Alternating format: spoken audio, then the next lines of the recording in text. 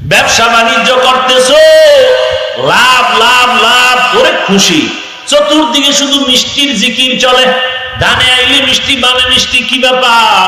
ব্যবসা আমার লাভ। বলে কেমন লাভ? বলে আমার এই এলাকার মধ্যে 13 বছরের মধ্যে আমার মতো লাভ কেউ করতে পারে নাই। কেমন লাভ? বলে মাসে লাভ করছে একজনে 13,000, আর আমার লাভ হয়েছে 2 লাখ। খুশি। আল্লাহ বলেন বান্দা তুই এখন খুশির কারণে আমি আল্লাহর শুকর আদায় করো। আবার আমি আল্লাহ একটু ব্যবসার মধ্যে লস দিয়ে দিলাম, এখন দেখবো তোর ইমানের কি হালাত, এখন দেখবো তোর আল্লাহর মহব্বতের পার্সেন্ট কত আছে। এখন কি তুই ধৈর্য ধারণ করো, নাকি তুই গ্রামীণ ব্যাংকের দরজায় গিয়া লোন চাও? এই ভদ্রলোক সমাজের মানুষ যারা সুদের টাকায় ব্যবসা করে, এরা কত ভদ্র এবং কত দামি মানুষ। নিজের আপন মায়ের সাথে জিনার গুনাহ কামাই করতেছে। কোন বেঈমানের বাচ্চাও তো এই কথাটাই মেনে নিবে না, মায়ের সাথে জিনা। অথচ আমার মুসলমান সমাজের মানুষ সুদের সাথে জড়িত হইয়া নিজের আপন মায়ের সাথে জিনার গুনাহ কামাই করতেছে। এরপরে তো অন্য কোন আমল কবুল হবেই না, খবর নাই। অহংকার কত! আমার মতো নামাজি আছে কে?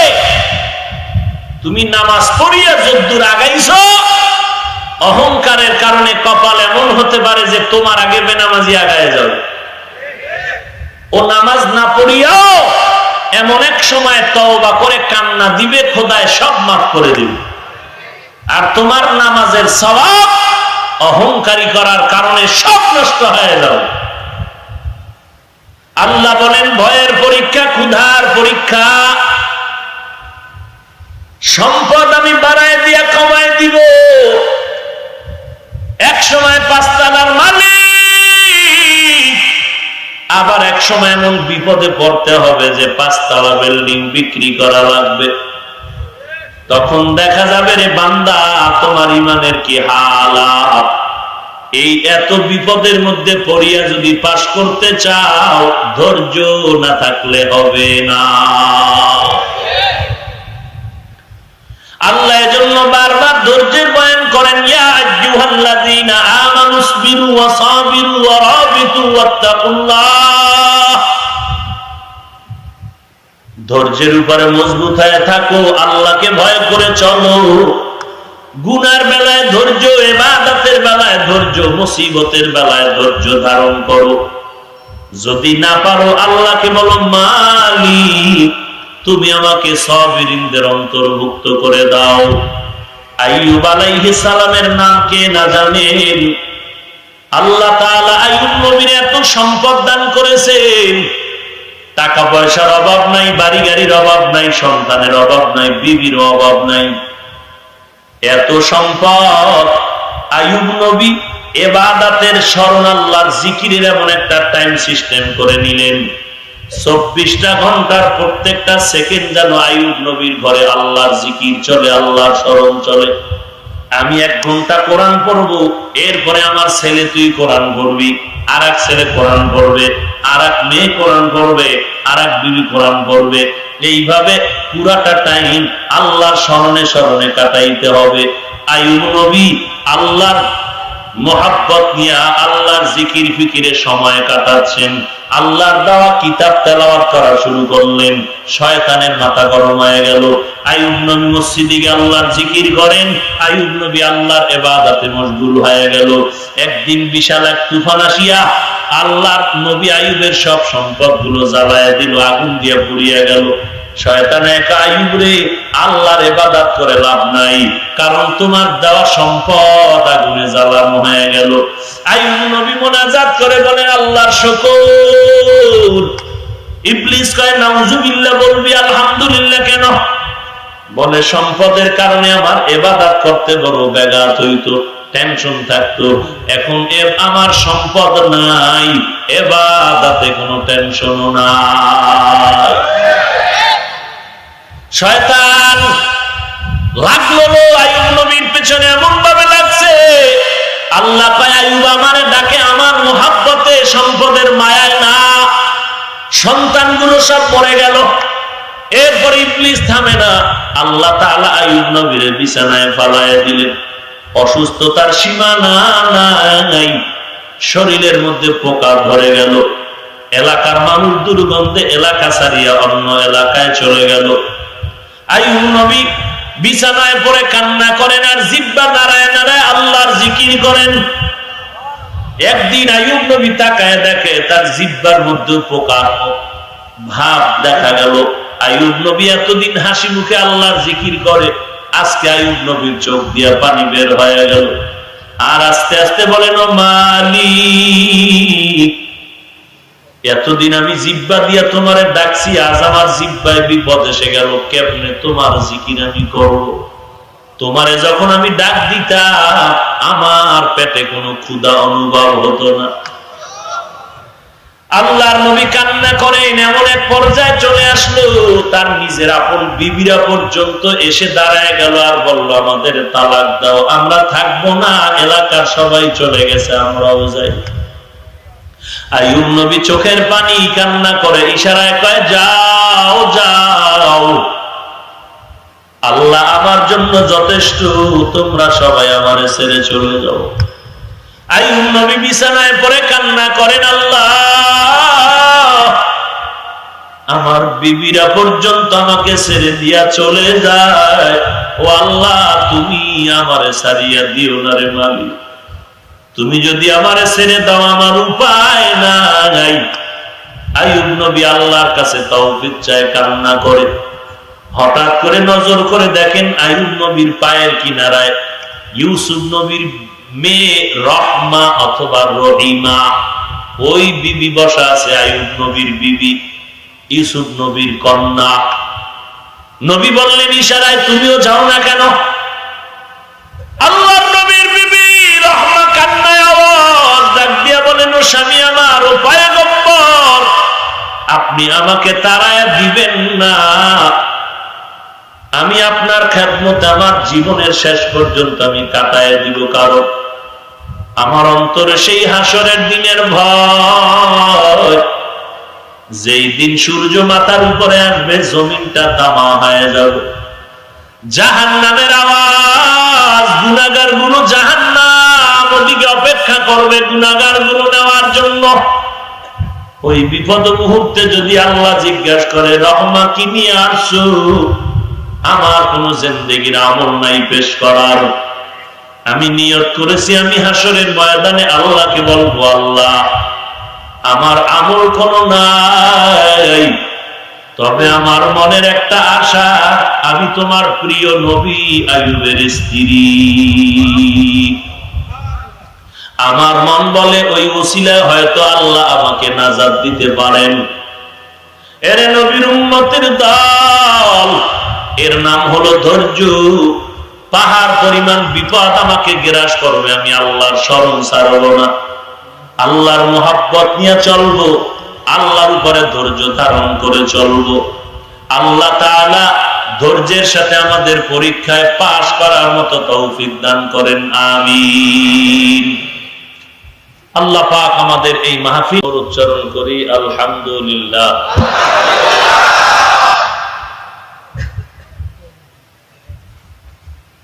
লক্ষ কোটি দরুদ ও সালাম সৈয়দুল মুরসালিন রহমাতুল্লিল আলামিন শফিউল মুজনিবিন খাতামুন নবিয়্যিন সৈয়দুস সাকালাইন ইমামুল মুরসালিন শফিয়ে আযম রাসূল আকরাম রহমতে আলম নবিয়ুল আরব আল আজম হাবিবে কিবরিয়া আশরাফুল আম্বিয়া সৈয়দুল আম্বিয়া शफीअ महशर साक़ी कौसर आका नामदार मदीना का ताजदार आफ़ताब नबूवत फ़ख्र मौजूदात सय्यदुल मखलूक़ात हज़रत मुहम्मदुर रसूलुल्लाह सल्लल्लाहु अलैहि व आलिहि वसल्लम रुबा। সর্বোপরি শুকর যাদের অক্লান্ত পরিশ্রমের মাধ্যমে আজ এই সুন্দর আয়োজন, সময় পরামর্শ অর্থ দিয়ে দোয়া করে উপস্থিত হয়ে মাইক লাইট প্যান্ডেলের ব্যবস্থাপনার মাধ্যমে সহযোগিতার হাত যারা বাড়িয়েছেন, এলাকার যুবক, বৃদ্ধ, ব্যবসায়ী, শ্রমিক, চাকুরিজীবী, বিভিন্ন শ্রেণী পেশার মানুষ, জনপ্রতিনিধি, প্রশাসন, উলামায়ে হযরত, আইম্মায়ে মাসাজিদ, প্রত্যেককেই আল্লাহ তাআলা এ খেদমতের বিনিময়ে দুনিয়াতে শান্তি ও পরকালে চিরমুক্তির ব্যবস্থা করে দিন। সকলেই মহব্বতে পড়ি আল্লাহুম্মা আমিন।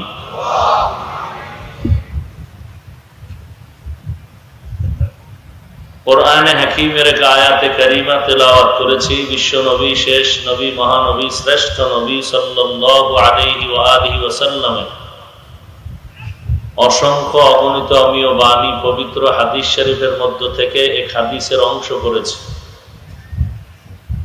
আয়াত ও হাদিসের আলোকে ইখলাস ও রুহানিয়াতের সমন্বয়ে কিছু কথা আমাকে বলার মতো, আপনাদের শুনবার মতো হিম্মত, ধৈর্য, তৌফিক আল্লাহ পাক দান করুন, আমিন। وَلَنَبْلُوَنَّكُمْ بِشَيْءٍ مِّنَ الْخَوْفِ وَالْجُوعِ وَنَقْصٍ مِّنَ الْأَمْوَالِ وَالْأَنفُسِ وَالثَّمَرَاتِ। আল্লাহ পাক বলেন, অবশ্যই আমি মুমিনকে পরীক্ষা করবই করব। মিনাল খাউফ, ভয়ের মাধ্যমে, ওয়াল জু', ক্ষুধার মাধ্যমে, ওয়ানাকসিম মিনাল আমওয়াল, সম্পদের ঘাটতির মাধ্যমে, ওয়াল আনফুস, জীবনের ঘাটতির মাধ্যমে, ওয়াস সামারাত, ফল ফসলের ঘাটতির মাধ্যমে।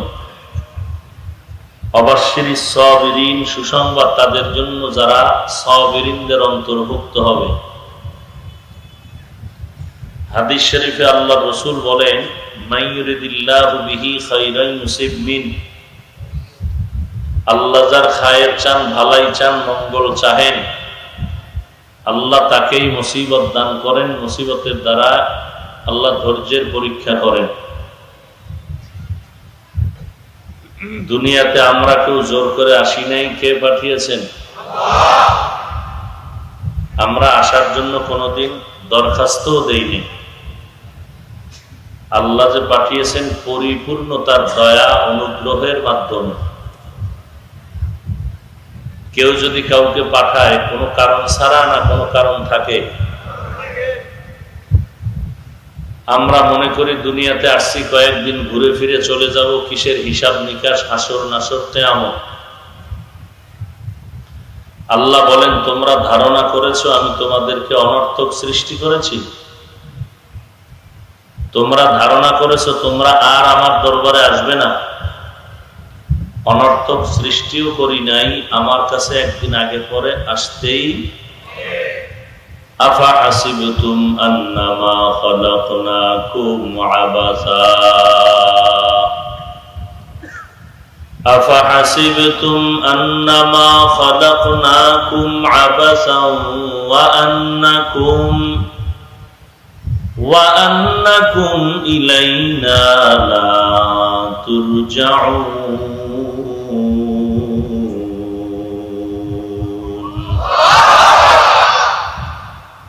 হে মানুষ, তোমরা কি ধারণা করেছো তোমাদের অনর্থক সৃষ্টি করেছি? কখনো না। তোমাদের সৃষ্টি করার অবশ্যই পেছনে বহু লম্বা ব্যাখ্যা সাপেক্ষ কারণ আছে।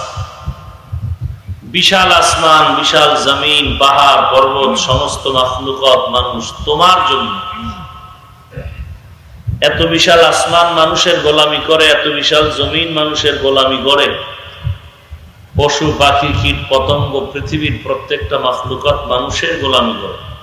পানি, বাতাস, পাহাড়, চন্দ্র, সূর্য সব মানুষের গোলামি করে। এগুলো এমনিই না। তোমার গোলামি কেন করে? তুমি বড় শক্তিশালী এই জন্য না, তুমি তো চূড়ান্ত দুর্বল। ওয়া খুলিকাল ইনসানু যায়ীফা, মানুষের মতো দুর্বল আর কোন প্রাণী আমি সৃষ্টি করি নাই।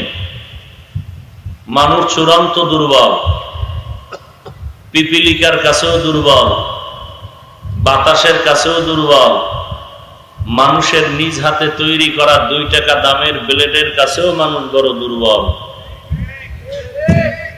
তুমি দুর্বল মানুষটার খেদমত করে শক্তিশালী বাঘ, এমনি তুমি দুর্বল মানুষের খেদমত করে জমিন থেকে 9,30,00,000 মাইল উপরের সূর্য,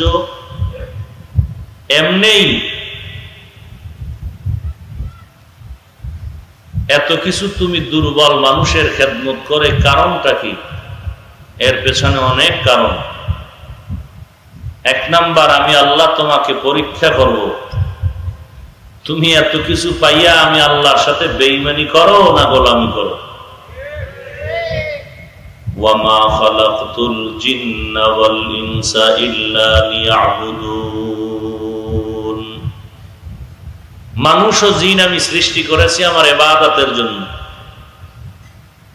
নামাজ পড়া ইবাদত না, রোজা রাখা ইবাদত না, পর্দা করা ইবাদত না, যাকাত দেওয়া ইবাদত না, হজ করা ইবাদত না, এগুলো ইবাদতের অংশ, ইবাদতের অংশ। এই সবগুলো পরিপূর্ণ রূপে আদায় করলে তখন হবে ইবাদত। আর ইবাদতটা হতে হবে আল্লাহর জন্য, রসুলের তরিকায়। ইবাদত কার জন্য? খানা খাওয়া ইবাদত, নামাজ পড়া, নামাজ না পড়াও ইবাদত, রোজা রাখা যেমন ইবাদত, রোজা না রাখাও। সূর্য উদিত হওয়ার সময় নামাজ পড়া যাবে? কথা বলেন না কেন?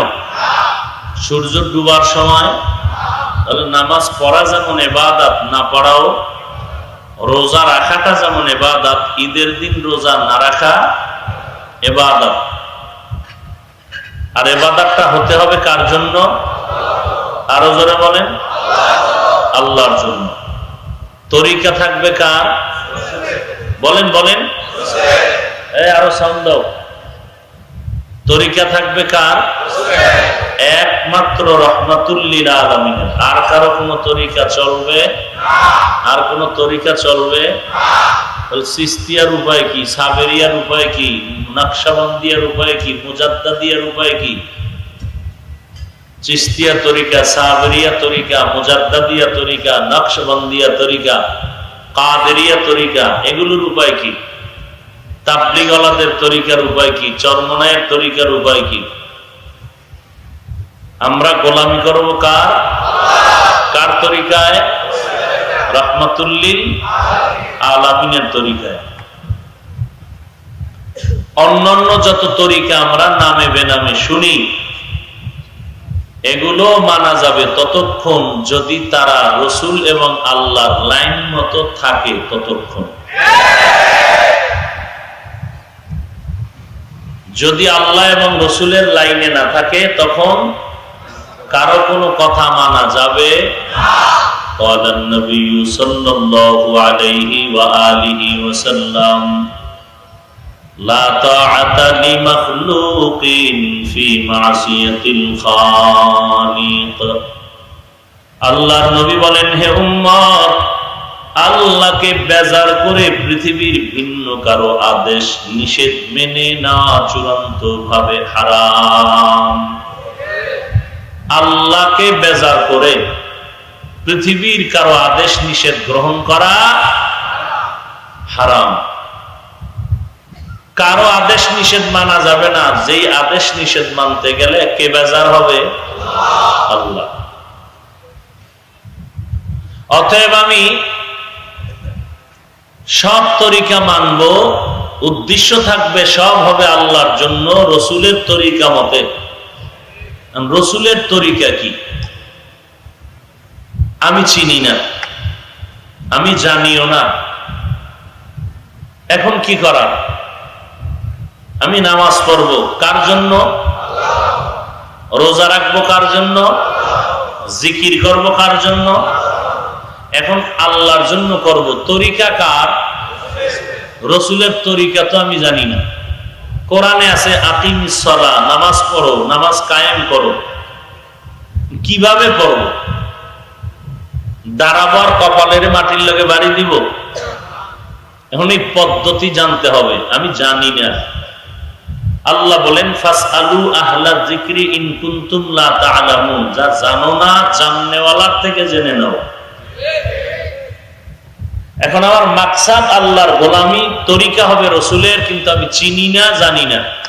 তাবলীগের মুরব্বীরা চিনে, আলেম ওলামা চিনে, চরমনাইওয়ালারা চিনে। ওখানে গিয়া যদি আমি দেখি রসুলের তরিকা মতো আমার ইবাদত করা যায়, তারা শিখাই দিতেছে এইভাবে নামাজ পড়ো, এইভাবে রুকু করো, এইভাবে সিজদা করো, সল্লু কামা রাআইতুমুনি উসাল্লি, নামাজ পড়ো তোমরা আমি রসুলকে যেমন নামাজ আদায় করতে দেখো। এই সাহাবায়ে কেরাম তোমরা নামাজ আদায় করো আমি রসুলকে যেমন দেখো। সাহাবায়ে কেরাম বলো সামনের লোকদেরকে, এই তাবিঈন তোমরা নামাজ পড়ো আমাদের সাহাবায়ে কেরামদেরকে যেমন দেখো। তাবিঈনরা সামনের লোকদের বলে দাও, এই তাবিঈন তোমরা নামাজ আদায় করো আমাদের তাবিঈনদেরকে যেমন দেখো। তবে তাবিঈনরা আইম্মায়ে মুজতাহিদিনকে জানায় দাও, তোমরা আল্লাহর ইবাদত করো আমাদের তাবিঈনদেরকে যেমন দেখো। তবে তাবিঈন সহ উলামায়ে মুতাকাদ্দিমিন মুতাআখিরিনদের জানায় দাও, তোমরা আল্লাহর ইবাদত করো আমাদেরকে যেমন দেখো। সব দুনিয়ার উলামায়ে কেরাম উম্মতের জানায় দাও, তোমরা আল্লাহর ইবাদত করো উলামায়ে কেরামদেরকে যেমন করতে দেখো।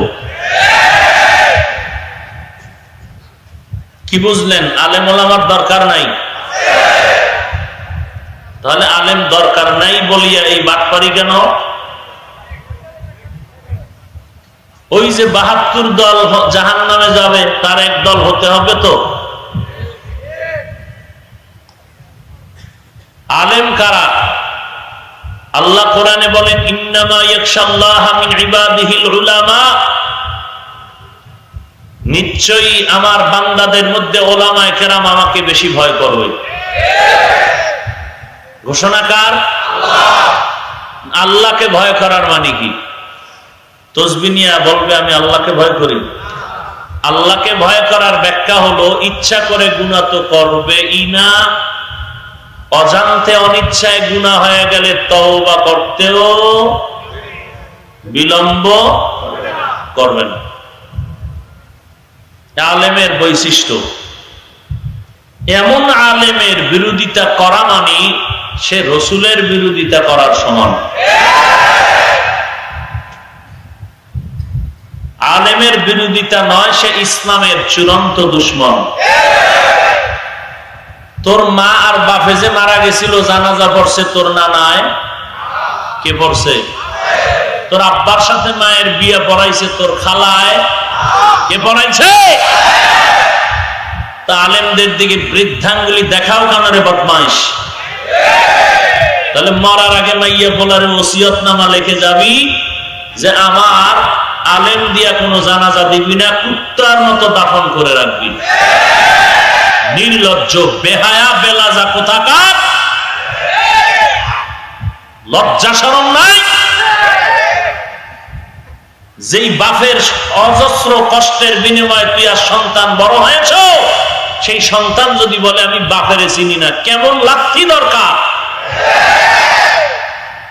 যেই আলেম দিয়া কালেমা শিখলাম, নামাজ শিখলাম, রোজা শিখলাম, আল্লাহ চিনলাম, কোরআন শিখলাম, হাদিস শিখলাম, নবীরে চিনলাম, টুপি চিনলাম, দাড়ি চিনলাম, সেই আলেমকে যদি বলে চিনি না, কত বড় বেঈমান!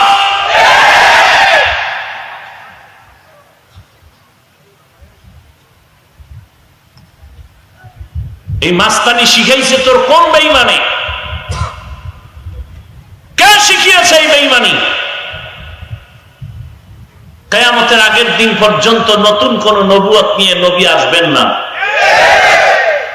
ইসলামের চাবিকাঠি 4 দল মানুষের হাতে কিয়ামত পর্যন্ত আল্লাহ দিয়েছেন, এর বাইরে কোন দলের হাতে চাবি যাবে না। বাইতুল্লাহর চাবি যেমন আল্লাহর রসুল যেই বংশের কাছে দিয়েছেন এর বাইরে যাবে না, আল্লাহর কোরআন সুন্নাহ রসুলের ধর্মে রসুলের তরিকার চাবি 4 দল মানুষকে আল্লাহ দিয়েছেন, এর বাইরে কারো হাতে যাবে না। এই 4 দলের মধ্যে 1 নাম্বার নবীগণ, 2 নম্বরে সিদ্দিকগণ, 3 নম্বরে শহীদগণ, 4 নম্বরে সালেহগণ, সর্বশেষ সালিহিন। কোরআনের অন্য আয়াতে তাদেরকেই বলেছেন সাদিকিন। তাদেরকেই বলেছেন ইন্না আউলিয়া আল্লাহ, এরা উলামায়ে কেরাম, এরা সত্যবাদী, এরা নেক আমলওয়ালা, এরা উলামা, এরা আউলিয়া, এরা সাদিকিন, এরা সালিহিন। এই সর্বশেষ দল।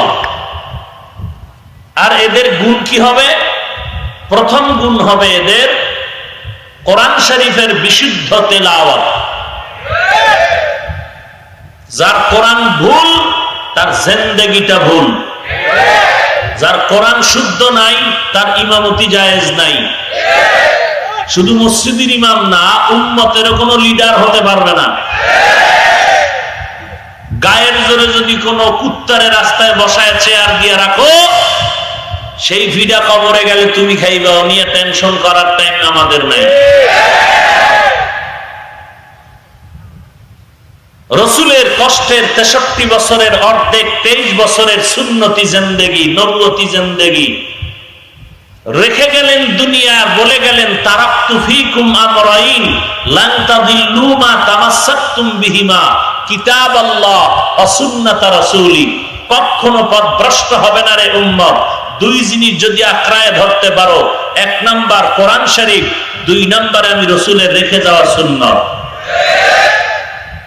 আল্লাহর রসুলের রেখে যাওয়া সুন্নতের আমল হিন্দুরা করবে, খ্রিস্টানরা করবে, ইহুদিরা করবে, বৌদ্ধরা করবে, করবে কোন বেঈমান?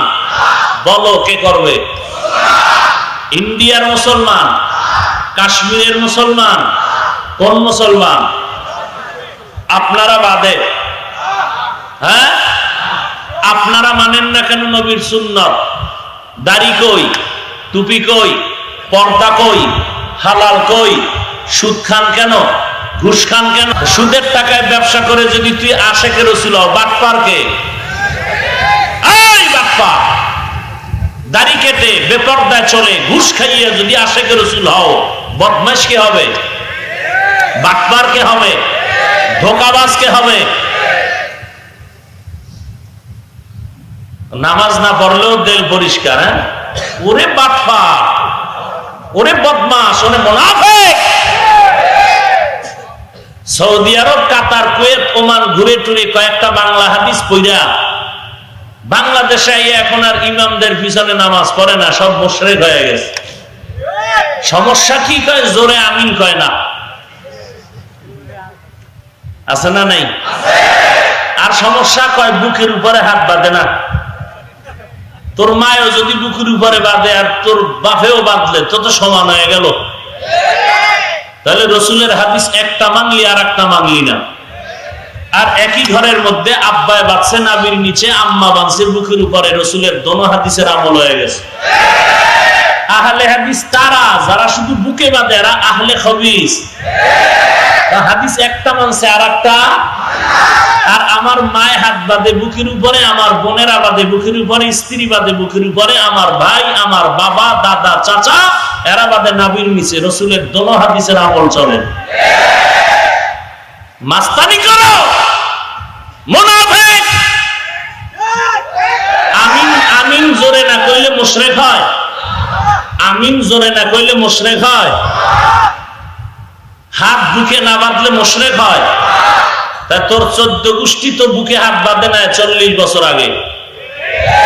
বুকে হাত বাঁধার কিলাকিলি নেই 5-6 বছর ধরে। জোরে আমিনের কিলাকিলি নেই 5-7 বছর ধরে।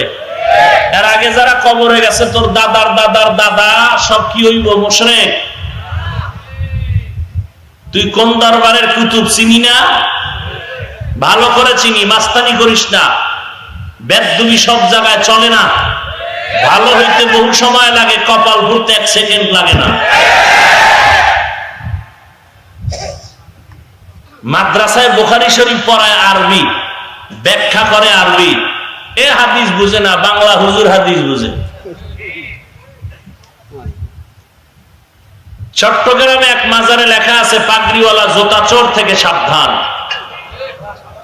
কিওয়ালা জোতা চোর?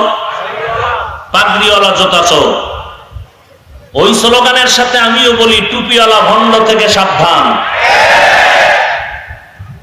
13 বছর মসজিদে ইমামতি করছে। কত বছর? কয়েক মাস আগে ধরা পড়ছে খ্রিস্টান, জানেন?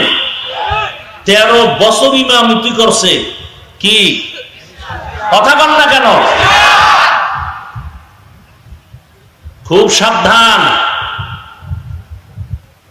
এরপরে আলেম ওলামা ছাইরা দিলে তো কপাল সব শেষ। এই যদ্দুর ঈমান আমল নিয়ে আমরা বেঁচে আছি, ওলামায়ে কেরামের অবদান।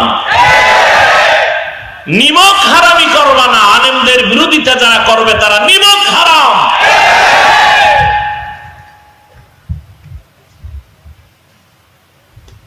আলেমদের সম্পর্কে রহমাতুল লিল আলামিন কি বলেছেন? ইন্নাল উলামা ওয়ারাসাতুল আম্বিয়া, ওলামায়ে কেরাম রাসূলের ওয়ারিস। ওলামায়ে কেরামকে যে প্যান্ট শার্টটাই পরে, হ্যাঁ, যে আল্লাহকে কি করে? আল্লাহ কইছে। ওলামায়ে কেরাম কারা? একটু আগে না কইলাম? কারে ভয় করে? আল্লাহকে ভয় করার মানে কি প্যান্ট শার্টটাই পরা? আল্লাহকে ভয় করার মানে মহিলার সামনে নিয়ে জিকির করা? আল্লাহকে ভয় করার মানে লেডিসের সামনে জন্ডিস হয়ে যাওয়া? আল্লাহকে ভয় করার মানে কি দাড়ি কাটা? আল্লাহকে ভয় করার মানে কি ঘুষ খাওয়া? আল্লাহকে ভয় করার মানে সুদ খাওয়া? আল্লাহকে ভয় করার মানে গালাগালি করা? আল্লাহকে ভয় করার মানে হলো নামাজ না পড়া? ওলামায়ে কেরামের দাম কত? আল্লাহ রাসূল বলেন, ফাজলুল আলিমি আলাল আবিদ কাফাজলি আলা আদনাকুম। আলেমের দাম কত? আমি রাসূলের দাম সাহাবায়ে কেরামের সামনে যত, উম্মতের কাছে আলেমের দাম তত। আল্লাহ রাসূল বলেন, ফাকিহুল ওয়াহিদুন আশাদ্দু আলা শাইতানি মিন আলফি আবিদ। 1000 ইবাদতকারী ব্যক্তি, কয় হাজার? 1000 ব্যক্তি ইবাদত করে। মূর্খ কি? এই পাগড়িওয়ালারা কথা শুনেননি? পাগড়ি টাইট করে বাঁধা ইবাদত করতেছেন। কোরআনের ইলম, হাদিসের ইলম, আপনি আবেদ। আপনার মতো 1000 ব্যক্তি ইবাদত করার থেকে একজন ফকিহুল উম্মাহ, কোরআন হাদিসের অভিজ্ঞ আলেম, আমলওয়ালা, তাকওয়াওয়ালার দাম আল্লাহর কাছে বেশি।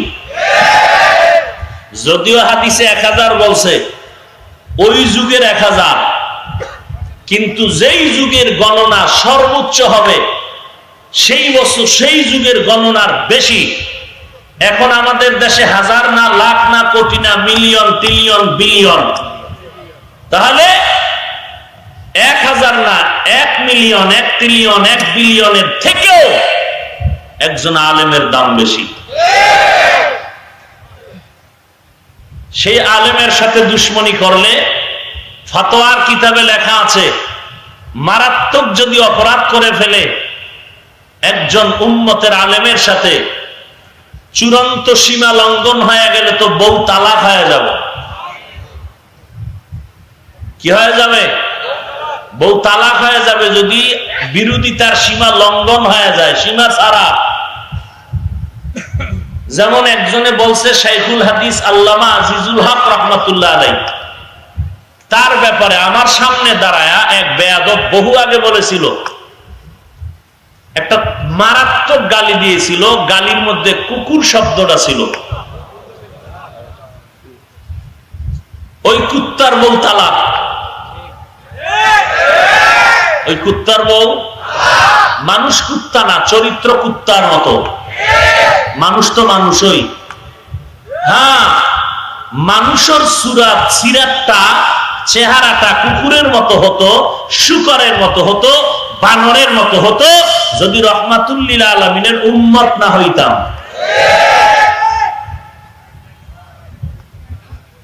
শুধু রাসূলের উম্মত হওয়ার কারণে মারাত্মক অপরাধ করার পরেও আমাদের চেহারার ভিতরে পরিবর্তন আসে না। আল্লাহ হেফাজত করুন। আল্লাহ বলেন, দুনিয়াটা পরীক্ষার হল। আমি আল্লাহ পরীক্ষা করব যে কারা আমলের লাইনে আগায় যায়, কারা পিছিয়ে থাকে। এটা পরীক্ষার হল। 5টা জিনিসের মাধ্যমে পরীক্ষা করা হবে। কয় জিনিস?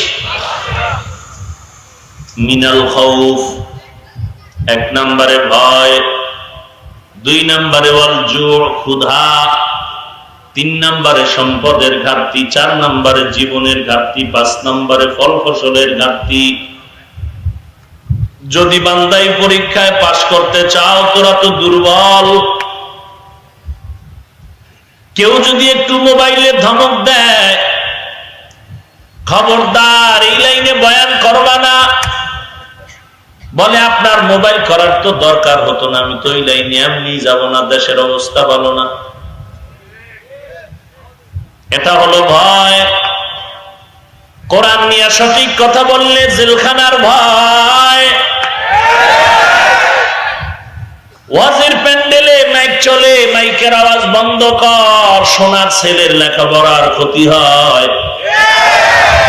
ওই হাজী সাহেবরে কোন দিন আবার বলতে পারবো, হাজী সাহেব তোমার মাইয়া পোলার বিয়ার সময় 5 তলা বিল্ডিং এর ছাদের উপরে অর্ধুলঙ্গ মেয়ের নাচ চলে আর ডেক্সের চলে, ওই আওয়াজে বিল্ডিং কাঁপে, জমিন কাঁপে, তখন তোমারে কানটা ধরিয়া কে বলবে আওয়াজ বন্ধ করো, সোনার ছেলের লেখার ক্ষতি হয়। हकीकत से तू दुनिया बेखबर है, दुनिया की नुमाइश पर। তো আপনারা আখিরি মোনাজাত দিয়ে যাবেন ইনশাআল্লাহ।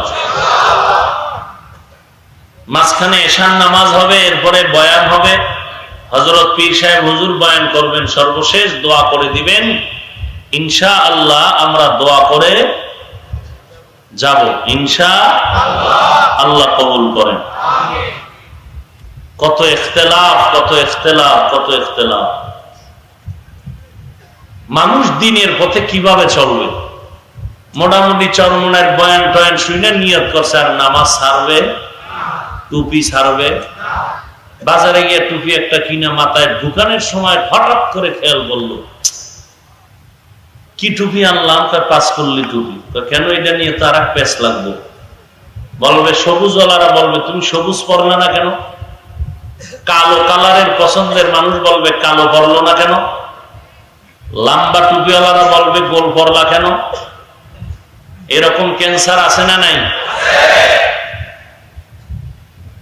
ওরে ভাই টুপি পরতে দাও, কালো সবুজ সাদা নিয়ে কিলাকিলি পরে করো, আগে টুপি পরছে কিনা এটা দেখো। কি টুপি পরে না, এর আগেই দ্বন্দ্ব, কালো পরব না সবুজ না সাদা না লম্বা। নামাজে দাঁড়ায় টেনশনে পড়ে গেল, হাত বাঁধবো কই? নাভির নিচে হাত বাঁধলে বুকের ওয়ালারা বেজা, বুকের উপরে হাত বাঁধলে নাভিওয়ালারা। কথা বলেন না কেন? কি করা যায়? চিন্তা করে জবাব না পায় নামাজই বলুন না। ওরে বান্দা তুমি বুকে বাঁধলে বাঁধো, না হয় নাভিতে। যদি বেশি পেঁচ লাগিয়ে যায় হাত বান্দারই দরকার নাই, ছেড়ে দিয়ে দাঁড়ায় থাকো, এরপর নামাজ হয়ে যাবে। এরপর কি হয়ে যাবে? নামাজ হয়ে যাবে। কিছু অতি চালাক বাঙালি আছে তো, অতি চালাক। চালাক না অতি চালাক? চালাক ভালো, অতি চালাক ভালো না।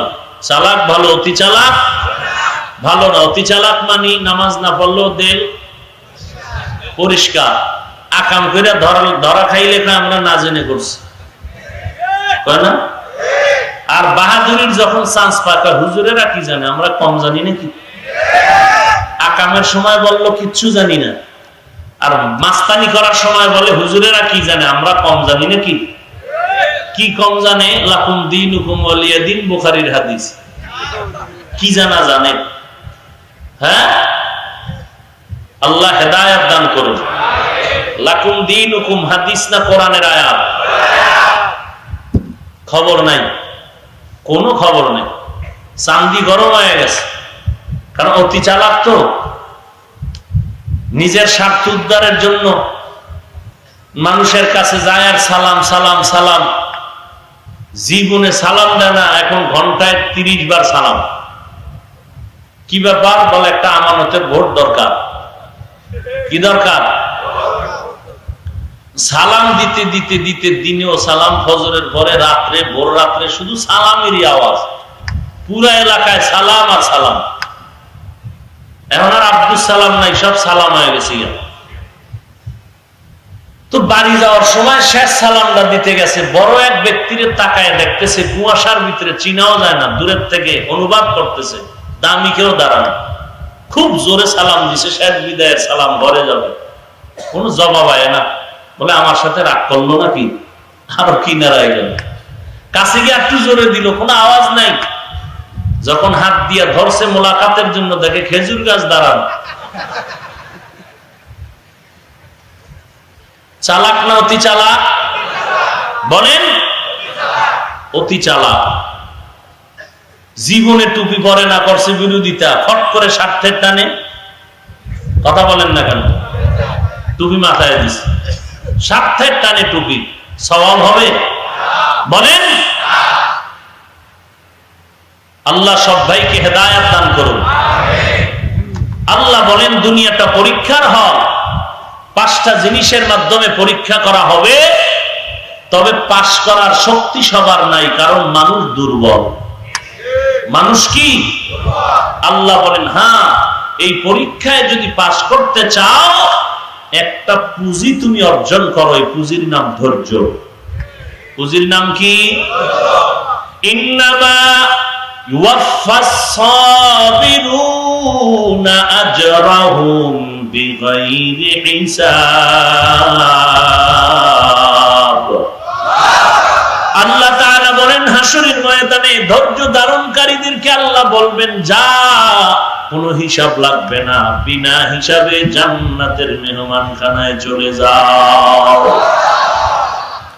আল্লাহ তাআলা বলেন কঠিন এই পরীক্ষার হল, প্রশ্নের উত্তর উল্টা পাল্টা লিখবি, বাধা নাই, কারণ পরীক্ষার হলের মধ্যে 3 ঘন্টা সময়। যে ভালো লাগবে তার জন্য 3 ঘন্টার স্বাধীনতা, যে খারাপ লাগবে তার জন্য 3 ঘন্টার স্বাধীনতা। ভালো লেখনেওয়ালাকেও কোনো সহযোগিতা করা যাবে না, উল্টা পাল্টা জবাব যিনি লিখবে তাকেও বাধা দেওয়া যাবে না, কারণ পরীক্ষার হল স্বাধীনতার জায়গা, বাধা দেওয়ার জায়গা নয়।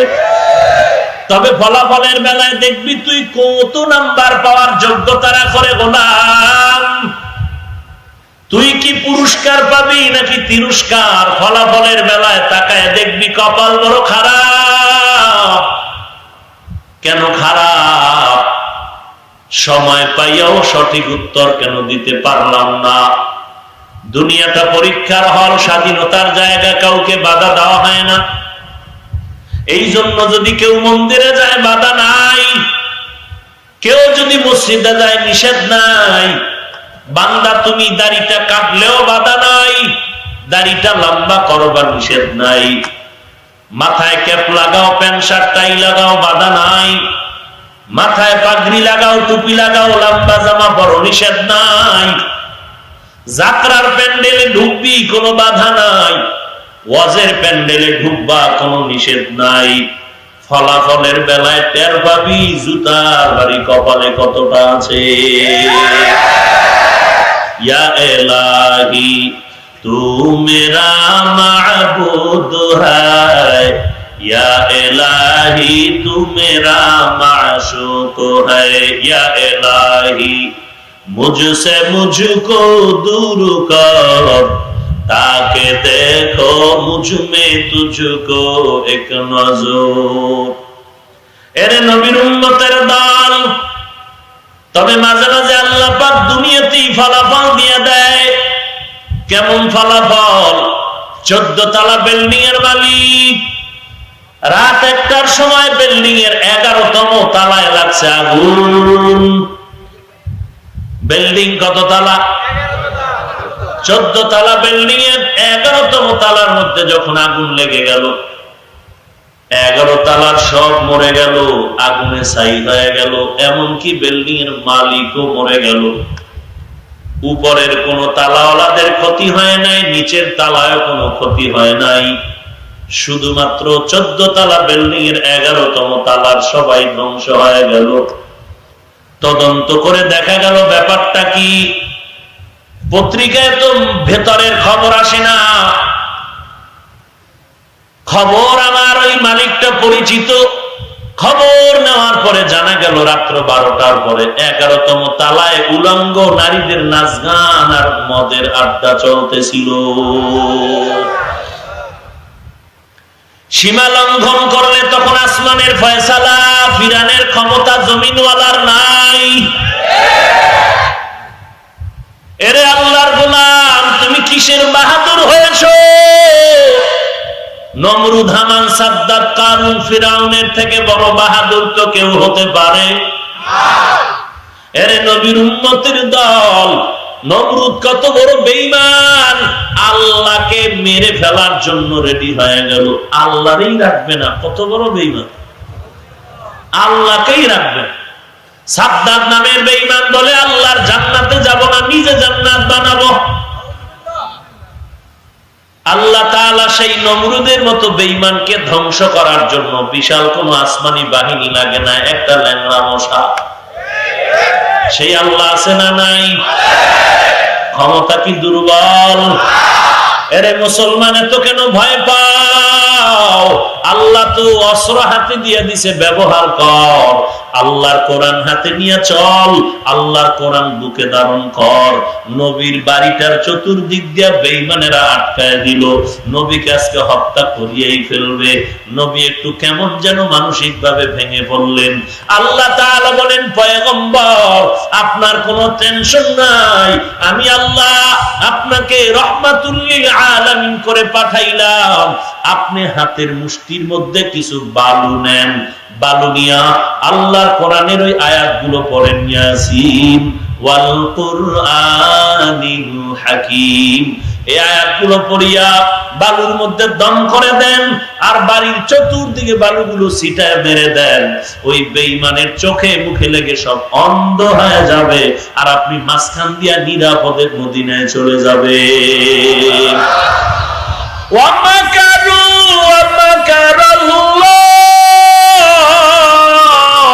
ওয়াল্লাহু খায়রুল মাকিরিন।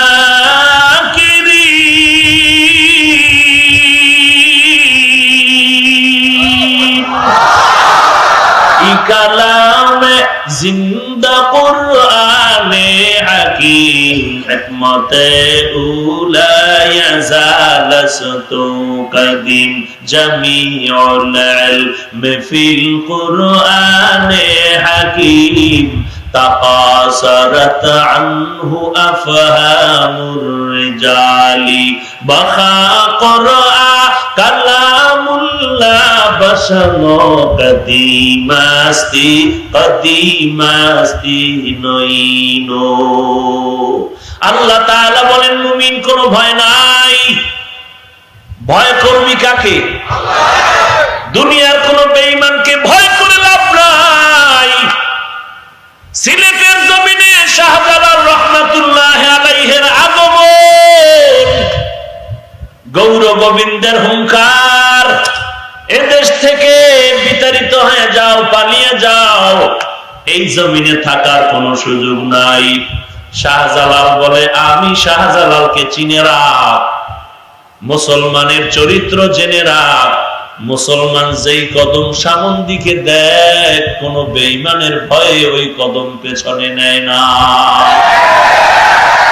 ওয়ালা তাহিনু ওয়ালা তাহজানু ওয়া আনতুমুল আ'লাউন ওয়া আনতুমুল আ'লাউনা ইন কুনতুম মুমিনিন।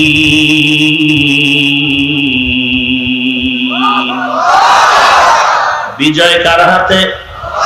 আরো জোরে বলেন। শাহজালাল হুঙ্কার দেয়, গৌর গোবিন্দ পাল্টা কাউন্টার দেয়। গৌর গোবিন্দ বলে সাবধান, শাহজালাল রহমাতুল্লাহ আলাইহি বলে সাবধান।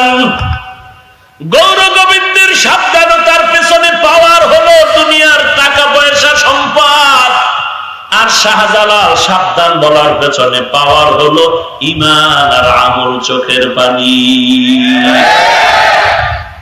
তাহাজ্জুদে দাঁড়ায় গেলেন, আগামীকাল যুদ্ধ হবে, গৌর গোবিন্দের ফাইনাল ঘোষণা। শাহজালাল আউলিয়া কেরামের কাফেলা নিয়ে তাহাজ্জুদে দাঁড়ায় গেলে আল্লাহর দরবারে কান্নার আওয়াজ, নাসরুম মিনাল্লাহি ওয়া ফাতহুন করিব ওয়াবাশশিরিল মুমিনিন। আল্লাহর সাহায্য মুমিনের জন্য খুবই নিকটে।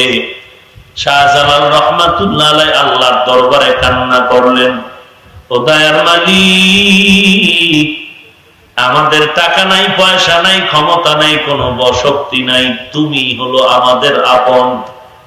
ও আল্লাহ, তুমি আমাদের শক্তি, তুমি আমাদের মহব্বতের, তুমি আমাদের মালিক। গৌর গোবিন্দের মোকাবেলায় তুমি আমাদেরকে পাশ করার মতো যোগ্যতা দান করো, বিজয়ী করে দাও। আল্লাহর দরবারে কান্নার পর শাহজালাল রাহমাতুল্লাহ আলাইহি মজলিসের মধ্যে ঘোষণা দিয়া বললেন, আমাদের এই কাফেলার মধ্যে এমন একজন ব্যক্তি কি আছেন নাকি দাঁড়ায় বলতে পারবেন আজ পর্যন্ত জীবনে জামাত ছাড়া নামাজ পড়েন নাই? নাসিরউদ্দিন নামের একজন ওলি দাঁড়ায় গিয়ে বললেন, হযরত, আমি নাসিরউদ্দিনের ইতিহাস, আমার জিন্দেগিতে নামাজ ছুটে নাই, জামাতও ছুটে নাই। শাহজালাল রাহমাতুল্লাহ আলাইহি বলেন, ও নাসিরউদ্দিন, আর দেরি না, আপনার পবিত্র জবানে হতে হবে আজ ফজরের আযান।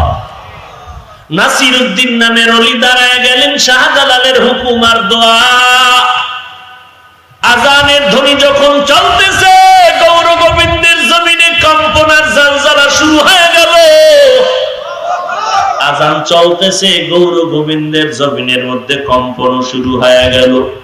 এমন এক অবস্থা দেখা গেল, নাসিরউদ্দিনের আযান শেষ, গৌর গোবিন্দের সবকিছুই শেষ। এরে নবীর উম্মত, এই কি আযান এখন আর নাই? আযান আছে, মসজিদ আছে, নামাজের কান্নার সময় আছে, অস্ত্র হাতে আছে, ব্যবহার করতে জানো না রে ভাই। ওই অস্ত্র যদি আবার হাতে নাও, যেই বেঈমান বন্দুকটা রেডি রাখছে তোমাকে গুলি করবে, দেখবা পেছন থেকে আইসা পা জড়ায় তোমারে সালাম দিতে বাধ্য। এরে নবীর উম্মতের দল, এজন্য তোমার ধৈর্য দরকার। পাশ করার জন্য ধৈর্য বড় দামি এক সম্পদ। ইয়া আইয়ুহাল্লাযীনা আমানুস্তাঈনু বিস-সাবরি ওয়াস-সালাহ। আল্লাহ বলেন, সবর আর নামাজের মাধ্যমে আমি আল্লাহর দরবারে সাহায্য কামনা করো। দলে কত লোক বেশি, বেশি দিয়া কিন্তু পাশ করতে পারবা না।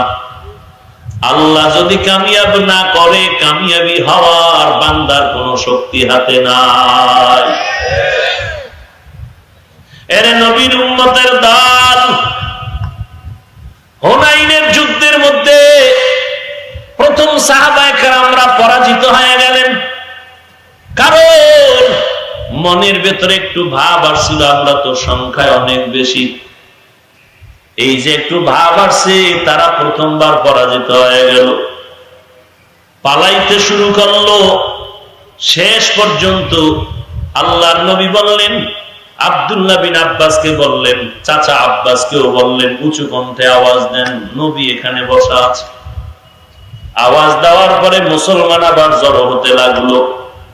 আল্লাহর নবী কিছু নসিহত করলেন। এরপরে যখন তারা ইখলাস নিয়ে নামলেন, আল্লাহ তাআলা অল্প সংখ্যকের মধ্যে বিজয় দান করলেন। দল পাকাইতেছি, লোক ভারী করতেছি, লোক বেড়েছে, মাথা গুনলে দেখা যায় ওয়াজের প্যান্ডেলে লোক আর লোক, লোক আর লোক। লোক বেড়েছে, লোক বেড়েছে, মাথা গুনে দেখলাম আমার দলে লোকের অভাব নাই। কিন্তু একবারও তো চিন্তা করলাম না, লোক বাড়লো কত, ইখলাস বাড়লো কত, হিসাব নিলাম না। লোক বাড়লো কত, হিসাব নিলাম, তাহাজ্জুদ আলা বাড়লো কত, হিসাব নিলাম না। লোক বাড়লো কত, হিসাব নিলাম, জামাতে নামাজ তরক করে না এমন লোক আছে কত, হিসাব নিলাম না। লোক বাড়লো কত, হিসাব নিলাম, ভোর রাতের কান্নার অভ্যাসে কারা আগাইলো তার হিসাব নিলাম না। এরে নবীর উম্মতের দল, আল্লাহর নবী থেকে শুরু করে পেছনে সামনে যত যুদ্ধ ইসলামের লাইনে হয়েছে, এমন একজন বীর যোদ্ধা ইসলামের লাইনে যারা বিজয়ী হয়েছে, কেউ তো নামাজ ছাড়া যুদ্ধ করে নাই। নামাজ ছাড়া করছে? দাড়ি ছাড়া করছে? তুমি যুদ্ধ করবা, দাড়ি কই, টুপি কই? তোমার নিজের সাথে যুদ্ধে পারো না, পাবলিকের সাথে কসু। আগে বান্দা নিজে ঠিক হও, তারপরে অন্যের চিন্তা করো।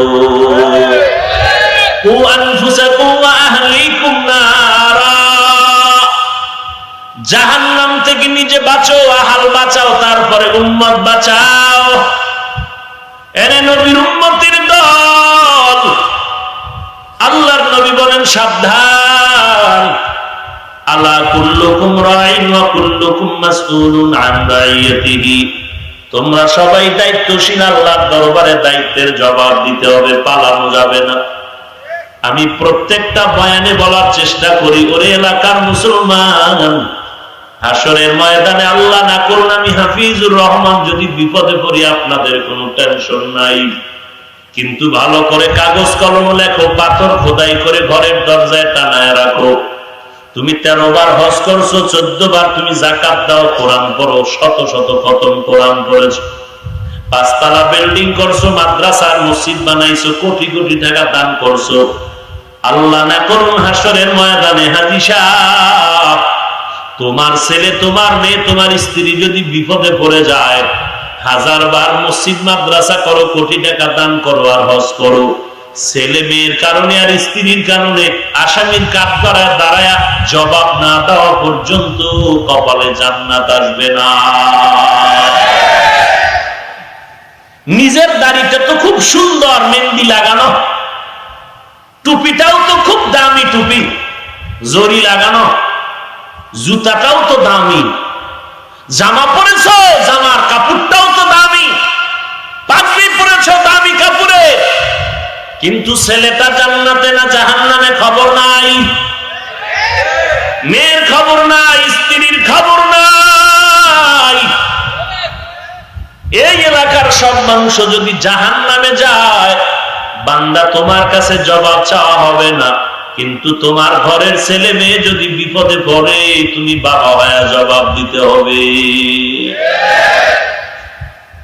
অতএব অন্যের চিন্তা করার আগে নিজের চিন্তা করো, নিজের আহাল পরিবারের চিন্তা করো। এরে নবীর উম্মতের দল, আল্লাহ বলেন আমি 5টা জিনিস নিয়ে তোমাকে পরীক্ষা করব। 1 নম্বরে ভয়, 2 নম্বরে ক্ষুধা। মাঝে মাঝে আমি আরামে খানা দিব, মাঝে মাঝে দেখবা খানার মধ্যে তরকারি ভালো না, খানা নাই, 3 ওয়াক্তের বেলায় 2 ওয়াক্ত খানা, মাঝে মাঝে তরকারি নাই। আমি আল্লাহ পরীক্ষা করে দেখবো, ভালো খানা পাইয়া আল্লাহরে ডাকছো, আর একটু খানায় ঝামেলা হয়ে গেছে, এখন আল্লাহর বিরোধিতা করো কিনা, এটাই হবে তোমার বড় পরীক্ষা। ব্যবসা বাণিজ্য করতেছো, লাভ লাভ লাভ করে খুশি, চতুর্দিকে শুধু মিষ্টির জিকির চলে, ডানে আইলে মিষ্টি, বামে মিষ্টি, কি ব্যাপার? ব্যবসা আমার লাভ, বলে কেমন লাভ? বলে আমার এই এলাকার মধ্যে 13 বছরের মধ্যে আমার মতো লাভ কেউ করতে পারে নাই। কেমন লাভ? বলে মাসে লাভ করছে একজনে 13,000, আর আমার লাভ হয়েছে 2 লাখ। খুশি। আল্লাহ বলেন বান্দা তুই এখন খুশির কারণে আমি আল্লাহর শুকর আদায় করো। আবার আমি আল্লাহ একটু ব্যবসার মধ্যে লস দিয়ে দিলাম, এখন দেখবো তোর ইমানের কি হালাত, এখন দেখবো তোর আল্লাহর মহব্বতের পার্সেন্ট কত আছে। এখন কি তুই ধৈর্য ধারণ করো, নাকি তুই গ্রামীণ ব্যাংকের দরজায় গিয়া লোন চাও? এই ভদ্রলোক সমাজের মানুষ যারা সুদের টাকায় ব্যবসা করে, এরা কত ভদ্র এবং কত দামি মানুষ। নিজের আপন মায়ের সাথে জিনার গুনাহ কামাই করতেছে। কোন বেঈমানের বাচ্চাও তো এই কথাটাই মেনে নিবে না, মায়ের সাথে জিনা। অথচ আমার মুসলমান সমাজের মানুষ সুদের সাথে জড়িত হইয়া নিজের আপন মায়ের সাথে জিনার গুনাহ কামাই করতেছে। এরপরে তো অন্য কোন আমল কবুল হবেই না, খবর নাই। অহংকার কত! আমার মতো নামাজি আছে কে? তুমি নামাজ পড়িয়া যদ্দূর আগাইছ, অহংকারের কারণে কপাল এমন হতে পারে যে তোমার আগে বেনামাজি আগায় যাবে। ও নামাজ না পড়িয়াও এমন এক সময় তওবা করে কান্না দিবে, খোদায় সব মাফ করে দিবে। আর তোমার নামাজের সওয়াব অহংকারী করার কারণে সব নষ্ট হয়ে যাবে। আল্লাহ বলেন, ভয়ের পরীক্ষা, ক্ষুধার পরীক্ষা। সম্পদ আমি বাড়ায় দিয়া কমায় দিব। এক সময় 5 তলার মালিক, আবার এক সময় এমন বিপদে পড়তে হবে যে 5 তলা বিল্ডিং বিক্রি করা লাগবে। তখন দেখা যাবে, রে বান্দা, তোমার ইমানের কি হালাত। এই এত বিপদের মধ্যে পড়িয়া যদি পাশ করতে চাও, ধৈর্য না থাকলে হবে না। আল্লাহ এজন্য বারবার ধৈর্যের বয়ান করেন, ইয়া আইয়ুহাল্লাযীনা আমানুসবিরু ওয়া সাবিরু ওয়া রাবিতু ওয়াত্তাকুল্লাহ। ধৈর্যের উপরে মজবুত হয়ে থাকো, আল্লাহকে ভয় করে চলো। গুনার বেলায় ধৈর্য, ইবাদতের বেলায় ধৈর্য, মুসিবতের বেলায় ধৈর্য ধারণ করো। যদি না পারো, আল্লাহকে বলো, মালিক, তুমি আমাকে সাবিরিনদের অন্তর্ভুক্ত করে দাও। আইয়ুব আলাইহিস সালামের নাম কে না জানেন? আল্লাহ তাআলা আইয়ুব নবীর এত সম্পদ দান করেছেন, টাকা পয়সার অভাব নাই, বাড়ি গাড়ির অভাব নাই, সন্তানের অভাব নাই, বিবির অভাব নাই। এত সম্পদ, আইয়ুব নবী ইবাদতের স্মরণ, আল্লাহর জিকিরের এমন একটা টাইম সিস্টেম করে নিলেন। 24টা ঘন্টার প্রত্যেকটা সেকেন্ড যেন আইয়ুব নবীর ঘরে আল্লাহর জিকির চলে, আল্লাহর স্মরণ চলে। আমি 1 ঘন্টা কোরআন পড়বো, এরপরে আমার ছেলে তুই কোরআন পড়বি, আর এক ছেলে কোরআন পড়বে, আর এক মেয়ে কোরআন পড়বে, আর এক বিবি কোরআন পড়বে। এইভাবে পুরাটা টাইম আল্লাহর স্মরণে স্মরণে কাটাইতে হবে। আইয়ুব নবী আল্লাহর মোহাব্বত নিয়ে আল্লাহর জিকির ফিকিরে সময় কাটাচ্ছেন। আল্লাহর দেওয়া কিতাব তেলাওয়াত করা শুরু করলেন। শয়তানের মাথা গরম হয়ে গেল। আইয়ুব নবী মসজিদে গিয়ে আল্লাহর জিকির করেন, আইয়ুব নবী আল্লাহর ইবাদতে মশগুল হয়ে গেল। একদিন বিশাল এক তুফান আসিয়া আল্লাহর নবী আইয়ুবের সব সম্পদগুলো জ্বালায় দিল, আগুন দিয়ে পুড়িয়ে গেল। শয়তান একা, আইয়ুব রে, আল্লাহর ইবাদত করে লাভ নাই, কারণ তোমার দেওয়া সম্পদ আগুনে জ্বালানো হয়ে গেল।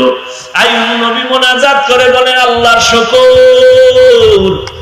ইবলিস কয়, নাউজুবিল্লাহ, বলবি আলহামদুলিল্লাহ কেন? বলে, সম্পদের কারণে আমার ইবাদত করতে বড় ব্যাঘাত হইতো, টেনশন থাকতো। এখন আমার সম্পদ নাই, ইবাদতে কোনো টেনশনও নাই।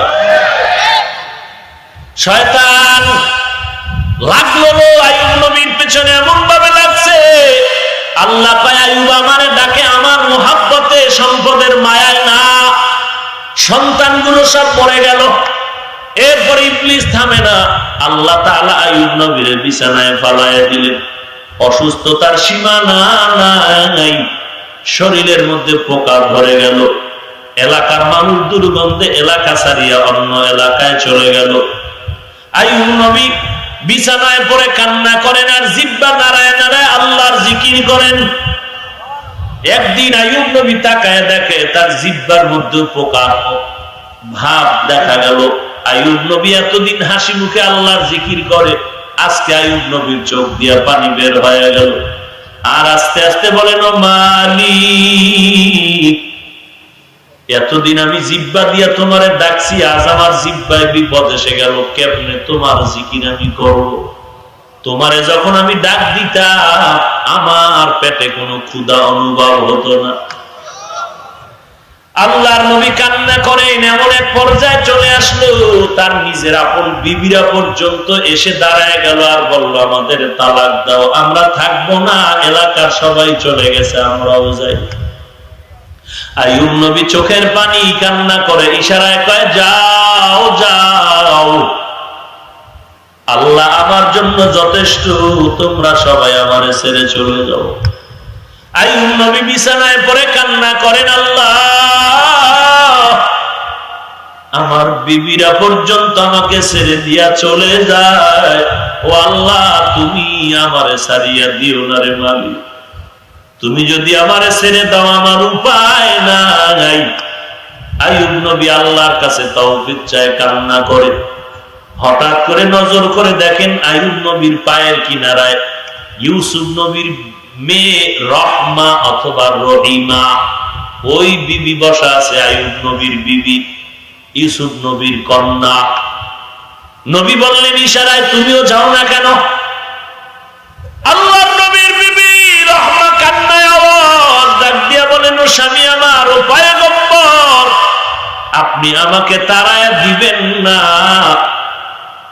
আমি আপনার খেদমতে আমার জীবনের শেষ পর্যন্ত আমি কাটায় দিব, কারণ আমার অন্তরে সেই হাসরের দিনের ভয়, যেই দিন সূর্য মাথার উপরে আসবে, জমিনটা তামা হয়ে যাবে, জাহান্নামের আওয়াজ, গুনাহগার গুলো জাহান্নাম ওদিকে অপেক্ষা করবে গুনাহগার গুলো নেওয়ার জন্য। ওই বিপদ মুহূর্তে যদি আল্লাহ জিজ্ঞাসা করে, রহমা কি নিয়ে আসছো?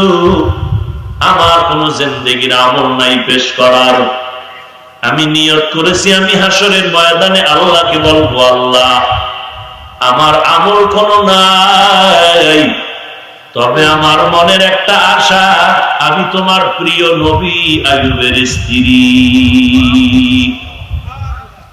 আমার মন বলে ওই ওসিলায় হয়তো আল্লাহ আমাকে নাজাত দিতে পারেন। এরে নবীর উম্মতের দল, এর নাম হলো ধৈর্য। পাহাড় পরিমাণ বিপদ আমাকে গ্রাস করবে, আমি আল্লাহর স্মরণ ছাড়ব না, আল্লাহর মুহাব্বত নিয়ে চলবো, আল্লাহর উপরে ধৈর্য ধারণ করে চলবো। আল্লাহ তাআলা ধৈর্যের সাথে আমাদের পরীক্ষায় পাশ করার মতো তৌফিক দান করেন, আমিন। আল্লাহ পাক আমাদের এই মাহফিল